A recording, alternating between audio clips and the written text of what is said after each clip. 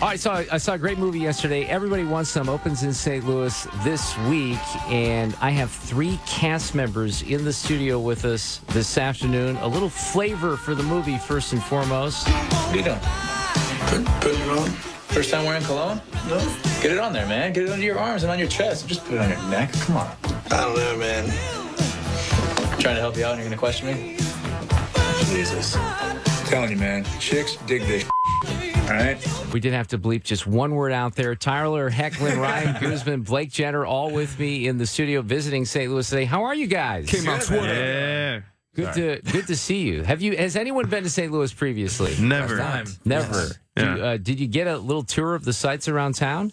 I think we saw. I saw everything I needed to see. I saw the baseball field, and I'm officially hooked with the ballpark village and everything. I'm good to come back. We got to come back for the Cardinals. If you were here a week from now, it would be opening day. We're like Just very missing it. aware how close we are to missing. Who did the scheduling here? All right, so Blake, let me start with you, Blake, because this is an ensemble effort. But explain the story of Everybody Wants Some.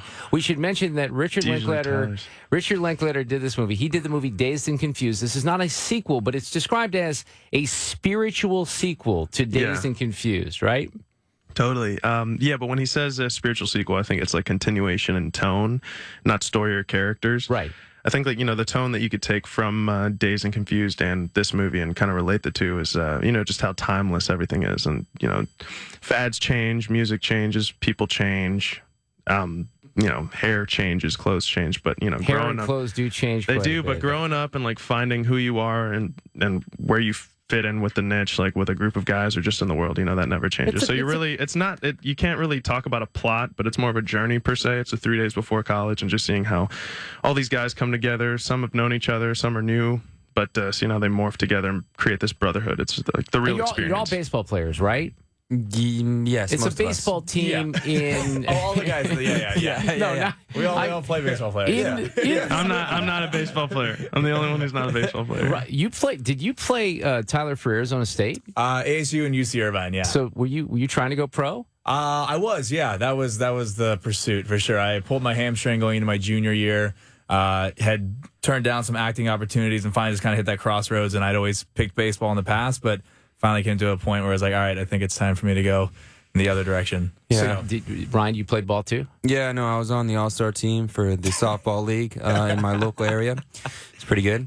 I played college up until I hurt my arm. I tore my labrum, but, had a great last season. And, I miss baseball to this day. I mean, me and Tyler, we actually lived together, so we were thinking about, playing a little long toss or catching every now and then, just kind of, feel like we still got it sometimes. Yeah. People, let me tell you about my best friend. He's a warm-hearted person who allowed me to. It's fair to say it's not really a baseball movie. It's framed around the great sport of baseball, though, right? Yes. It's the background noise, I think. But it's a good thing to have because it kind of brought us together as a team, and we kind of used it to our advantage. Rick was such a great leader as our skipper, I call him Rick too. I'm glad that you. Richard. Everybody gets on this. Everybody gets on. We're not on a first come first serve basis. We forget because he's such a cool guy and so down to earth, and he was such a collaborator that you kind of just you talk to him as an everyday person, and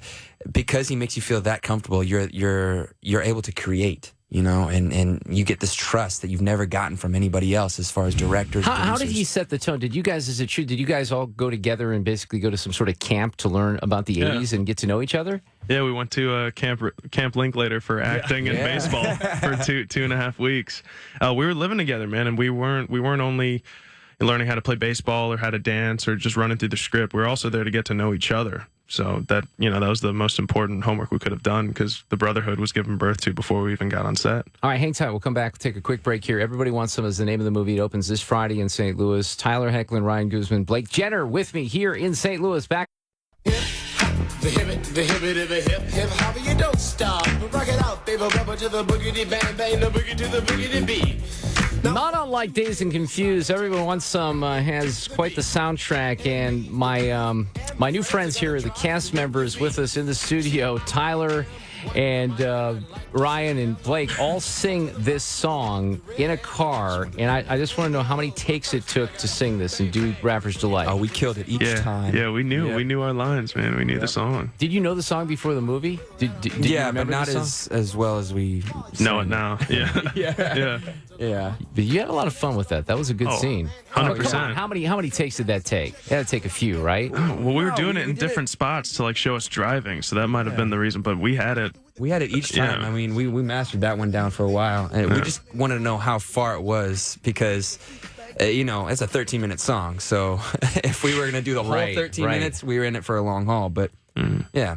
Were you guys bummed out when Rick came to you and, you got to do this movie and he wasn't going to shoot it over a period of 10 years like Boyhood? After the first few weeks, I think we all would have loved that. We're kind of begging to find a way to go back and do at least one more. Yeah, I think we all came there saying, all right, so we're going to be here for like 12 years, right? Yeah. Now, a week a year? Some of these, Tyler, you had to get a unbelievable 70s, 80s mustache for this. Was there mustache jealousy going on between here? these two, definitely. Right. Yeah. Because he's got a great mustache in this movie. Yeah. It's picture perfect. It is picture perfect. Ryan and I looked a little too similar, and we both had them. So one of us had to go, and I think I had a few days head start on him. So I was voted the keeper, and Ryan had to sadly get rid of his. Yeah. This is I can tell this is a sore subject. Oh, it's still with him. It's still with me to this day. I'm still trying to grow it out. Yeah. What about the rest of the time period? Because look, I was 15 in 1980. I went to college in 1983, so a lot of this resonates quite a bit because of the time period. But obviously, you guys are in your probably low 20s is what I'm guessing right now. This is your parents' generation, right?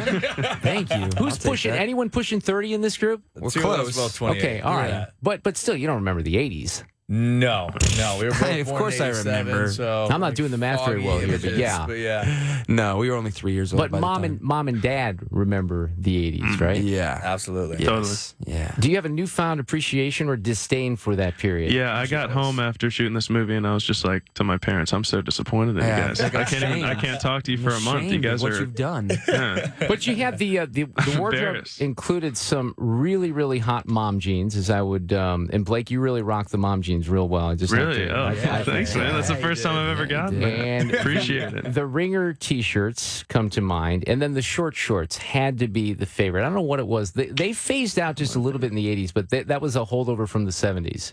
Yeah. Tell you what, they weren't the favorite for me. I'm Yeah, not gonna some lie. of us- I went in trying to find the highest tube socks I could find and the shortest shorts. Well, it's because Tyler's a master peacocker. He's obsessed with peacocking. Reynolds is a masterpiece. Yeah, So is Tyler. I'm gonna Vibrant say. and bright and short. No, I wasn't a big fan of the short shorts. They felt very revealing. Yeah. I felt like everybody knew my life story when I put those on. No, the tube socks are epic. There was some great, and then there's all right. So you have vinyl, Blake. You have your vinyl collection that you walk in. Yeah. Everybody did that. If you had records, I still have about 3,500 of them in my house right now. And vinyl's making a comeback. But you walk in with your milk crate of vinyl records, right? What was in that stack? Did you even pay attention? Yeah. There was like some Van Halen. There's some Devo. There's some The Knack, the Kinks. Yeah, a lot of stuff that I actually listened to. The movie opens up. I'm going to play. You guys don't have headphones on, but I'll play the Knack. Your My Sharona was the opening credits song, and it's just outstanding. Ryan's going to put the headphones on here just to listen a little. You have Devo in the soundtrack as well, the Cars, and the soundtrack is awesome. Richard Linklater's pretty good at that, isn't he? Oh yeah. You guys want to sing along to the Knack there? I'd love to. Oh, he can actually sing. No, I'm not gonna really sing on here. Blake, are you going to sing for me? Yeah, All right, I'm going to here we sing go. for you. Lottie Sharona, never gonna stop. Give it up, such a dirty mama, always give it up. On the touch of the other kind, my. Woo! My Sharona. That song's awesome. That is a great song. I think the whole soundtrack is good. Is there any pressure on you guys at all because you knew of the success of Dazed and Confused? Or you just go into this having fun and just try to knock it out of the park, so to speak, because it's a baseball movie? Yeah, I think Rick set that tone real quick. He made it really apparent that this was not in any way to be, us trying to go in and replicate what Dazed was or anything like that. So there was never any discussion of, oh, well, in Dazed it was like this, so does it want it? Like, we never had that. It was always from the very beginning its own entity, its own film. So he just kind of, he gave us these characters and kind of told us to run with them. And But it's still kind of be hanging there just a little bit, right? Because you know how popular. No, not at all. No, not really? at all. out of our minds. Yeah. Like, Let me try to make it stick there just for a moment. See if we can bring it back, so to speak. I and think say- that the pressure was put on everybody else. You know, everybody outside of what we were doing were trying to compare. You know, and it's kind of a safety harness for a lot of people. So I think that's where comparisons come in. Like, you know, you want to feel like something is a part of something else. This is its own entity. You know, you go into this and then you completely forget about Dazed and Confused because you're enjoying this, and that's what I love about this. It was everybody wants some for a reason, and you know, I keep on wanting some more. The characters, there's a lot. All you guys have unique characters, but I have to ask you about Justin Street because he plays this Jay Niles. pitcher, Jay Niles, who's he's.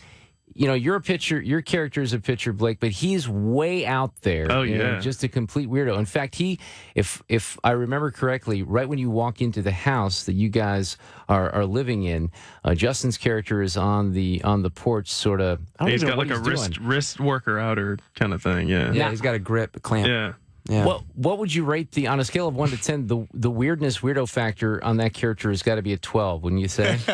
Yeah. Yeah. But so good, so good. No, he's so believable. I think we share in thinking, you know, reading the script the first time, you know, Jay Niles was in there, and I just thought he was just some overcompensating like douche, but nothing else other than that. Like I was like, okay, so that's a douchebag everybody's not gonna like. But he comes in and he does it with such heart, and he believes in it so much, and no matter how crazy he is, you get this character, and you dig hanging out with him. Yeah. Like, Yeah, that's something he brought as an actor. I was gonna say I have massive respect for Justin because that's one of the characters in the script that when I read it, I was like, oh, that's a scary role because it's so easy to fall into a cliche with that and just play a stereotype.